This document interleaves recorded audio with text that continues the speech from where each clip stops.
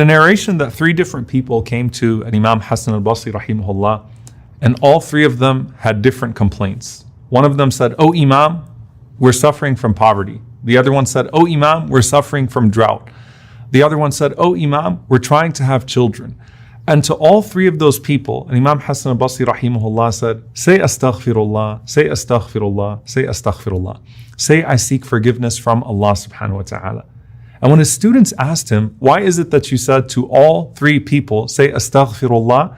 He said, because if you look at the Quran, Allah Azza wa Jal says about Nuh alayhi salam, فَقُلْتُ اسْتَغْفِرُوا رَبَّكُمْ إِنَّهُ كَانَ غَفَّارًا. I said to them, seek your Lord's forgiveness, for indeed He is truly most forgiving. يُرْسِلِ السَّمَاءَ عَلَيْكُمْ مِدْرَارًا. If you do that, He will shower you with abundant rain. وَيُمْدِدُكُمْ بِأَمْوَالٍ وَبَنِينَ. He will supply you with wealth and with children.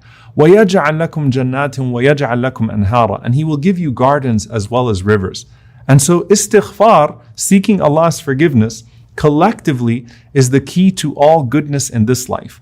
But more than anything that we ask Allah subhanahu wa ta'ala for of this world, it's also our path back to paradise. When Adam alayhi salam, our father, and Hawa, Eve, left paradise, they turned back to Allah subhanahu wa ta'ala in repentance. And Allah Azza wa Jal inspired them with the words, رَبَّنَا ظَلَمْنَا أَنفُسَنَا وَإِن لَمْ تَغْفِرْ لَنَا وَتَرْحَمْنَا لَنَكُونَنَّ مِنَ الْخَاسِرِينَ.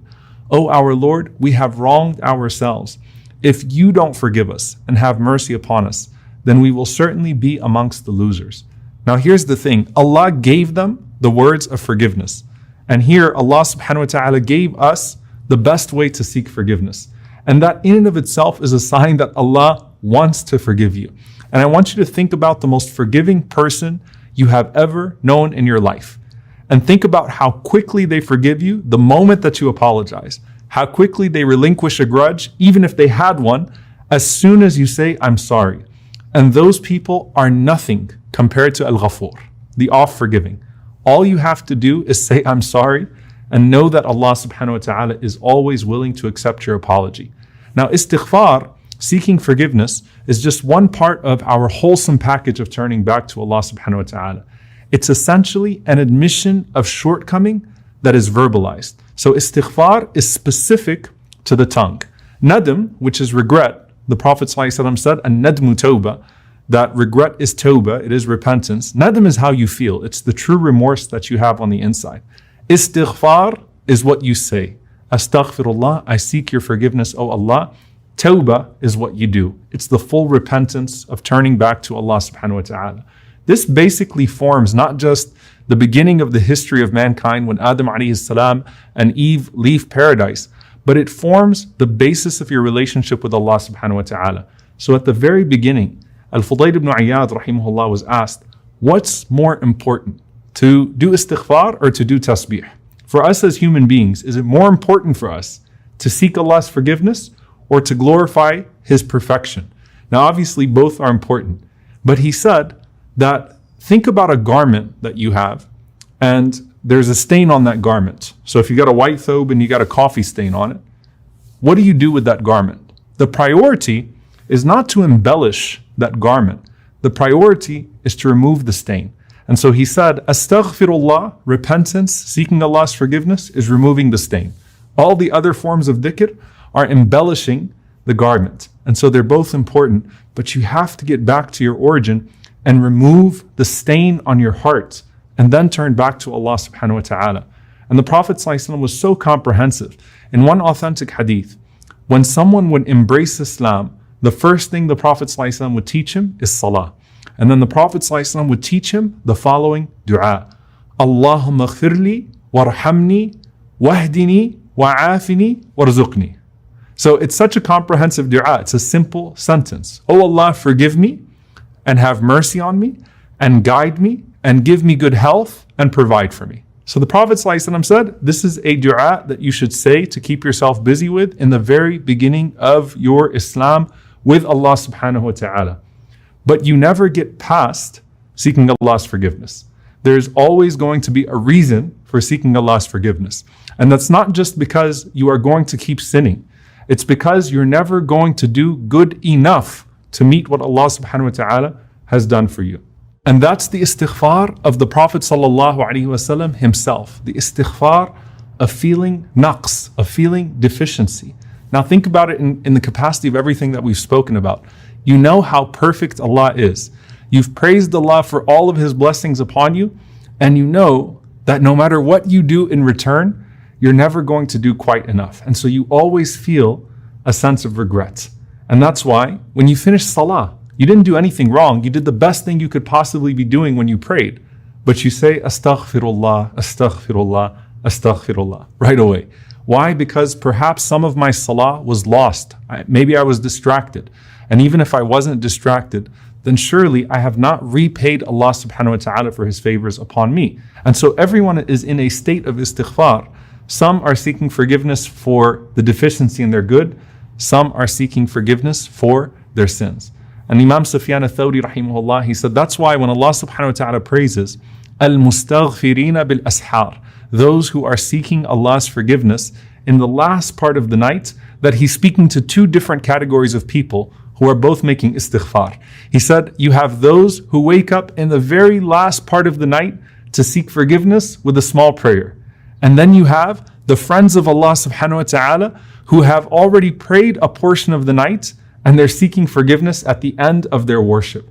They're both praiseworthy, but he says their istighfar is not the same. You have the istighfar of the lovers and you have the istighfar of the sinners.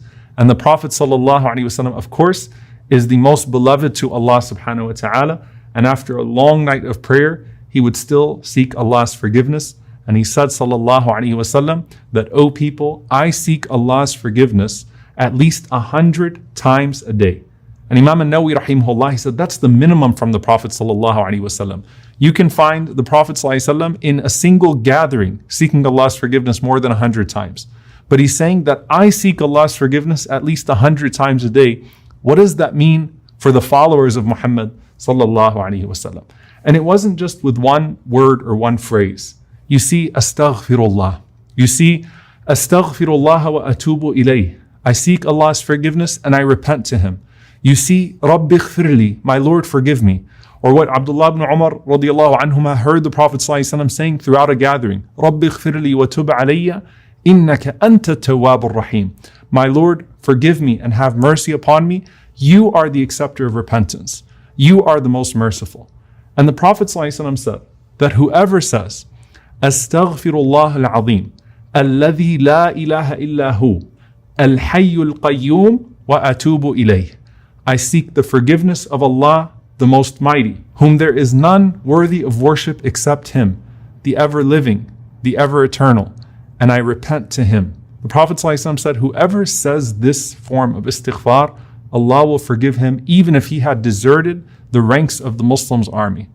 And that is, of course, one of the most severe sins, to flee the battlefield. And the Prophet ﷺ is saying that to repent to Allah wholesomely in this way forgives you even for that. He said, sallallahu alaihi wasallam, even when you sit together, he said when people sit and they speak in a gathering, and they end that gathering by saying, Subhanakallahumma wa bihamdik, ashhadu an la ilaha illa ant, astaghfiruka wa atubu ilayk. Glory is to you, O Allah, and all praise is to you. We bear witness that there is no God worthy of worship but you, and we seek your forgiveness and we repent to you. The Prophet ﷺ said, غُفِرَ لَهُ مَا كَانَ فِي مَجْلِسِهِ ذَاك. That anything that was said in that gathering will be forgiven bi'idhnillahi ta'ala. And he said the best form of istighfar, the best form of seeking forgiveness, it's called Sayyidul Istighfar, the master of seeking forgiveness. If you say it in the evening and you die, or you say it in the morning and you die, the Prophet ﷺ said, you are certainly from the people of Jannah. Allahumma anta rabbi, la ilaha illa ant, khalaqtani wa ana abduk, wa ana ala ahdika wa wa'dika mastata'tu, a'udhu bika min sharri ma sana'tu, abu'u laka bi ni'matika alayya, wa abu'u laka bi dhanbi, faghfir li, fa innahu la yaghfiru dhunuba illa ant. O Allah, you are my Lord. There is no God but you. You created me and I am your slave. And I am abiding by your promise and your covenant to the greatest extent possible. I admit to you your blessings upon me, and I admit to you my shortcomings. So forgive me, because no one forgives sins except for you. So you have an admission of all the good that Allah has given to you, and an admission of the times that you fall short in your response. And the Prophet ﷺ said, if you say that and you die, you will be from the people of Jannah. May Allah subhanahu wa ta'ala make us amongst them. Allahumma ameen. So again, when it comes to istighfar, do it after you commit a sin. Do it even when you think about something that's sinful. Do it after you do a good deed out of feeling a sense of deficiency. Do it when someone praises you, as we learn as well that when someone says something about you, seek Allah's forgiveness because you know that there are certain things about you that are not necessarily what others may think of you.